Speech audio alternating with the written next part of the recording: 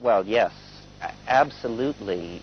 All drugs should be legalized in the West.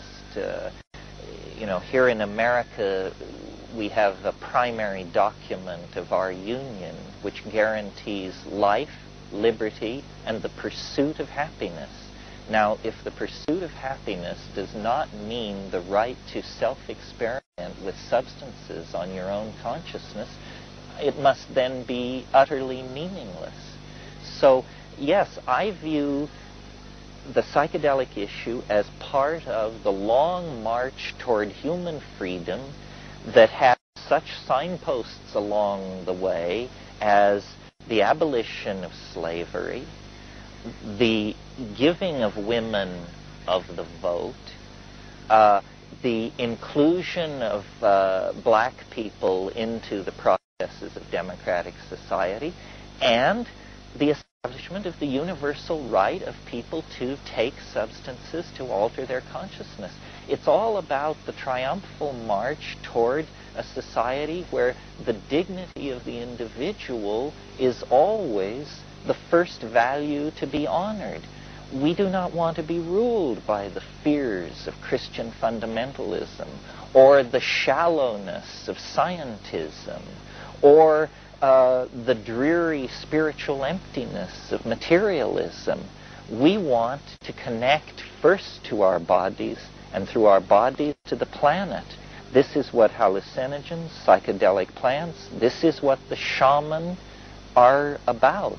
And thank God for it, because we have entered into the final countdown for the apocalypse.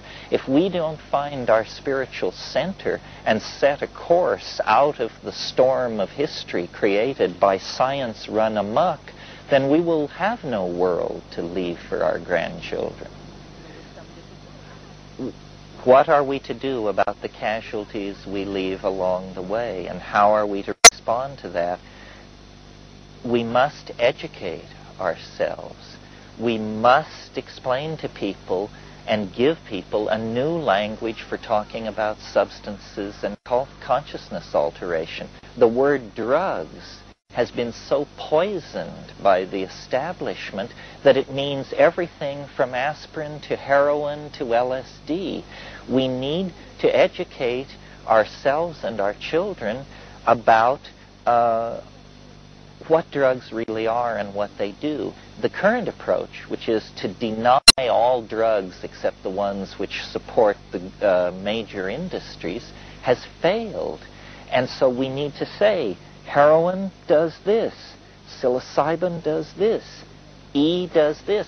In the same way that we have finally, I hope, learned to educate our children about their sexual options and opportunities, we need to raise the quality of discussion in the area of drugs, educate people, and then we won't have casualties. We won't have ruined lives and low awareness lives.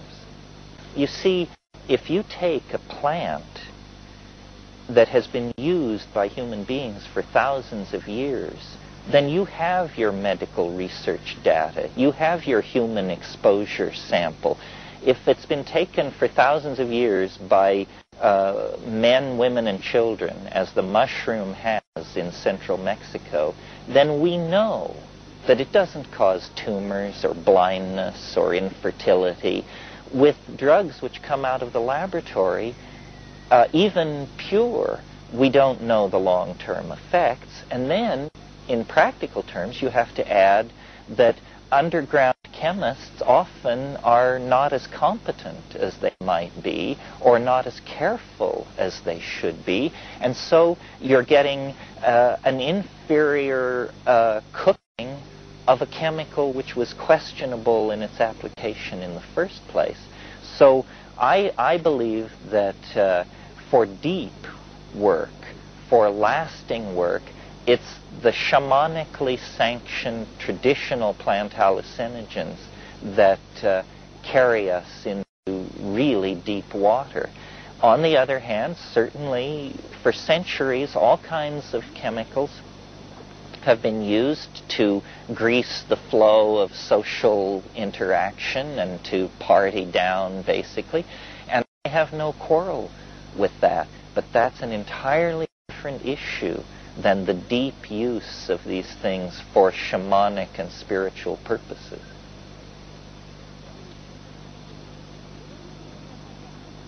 Okie doke?